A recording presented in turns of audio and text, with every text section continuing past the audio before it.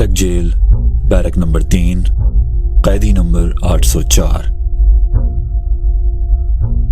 جرموں کی ایک طویل فہرست۔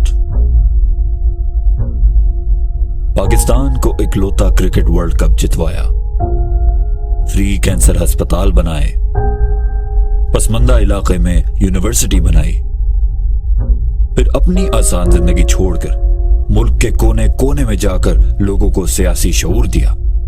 یہ بہت بڑے جرم ہیں۔ تم کو آزاد نہیں چھوڑا جا سکتا۔ تم طاقتور کو قانون کے نیچے لانا چاہتے ہو۔ تم مافیا سے ٹکر لینا چاہتے ہو۔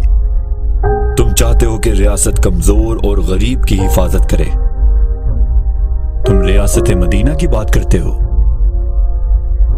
کشمیری اور فلسطینیوں کی بات کرتے ہو، دنیا کو بتاتے ہو کہ ہم اپنے نبی صلی اللہ علیہ وسلم سے کتنی محبت کرتے ہیں۔ یہ کیسی سوچ ہے؟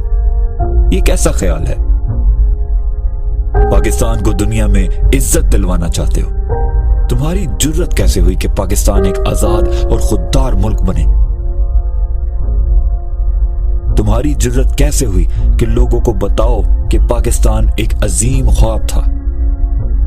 تمہاری جرت کیسے ہوئی کہ لوگوں کو لا الہ الا اللہ کا مطلب سمجھاؤ؟ تمہاری جرت کیسے ہوئی کہ لوگوں کو حق کے لیے اور ظلم کے خلاف کھڑا ہونے کی باتیں کرو؟ تمہاری جرت کیسے ہوئی کہ لوگوں کو ایک بہتر پاکستان کی امید دو؟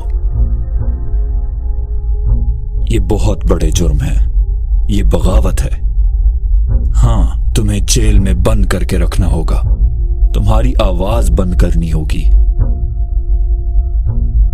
اٹک جیل، بیرک نمبر 3، قیدی نمبر 804۔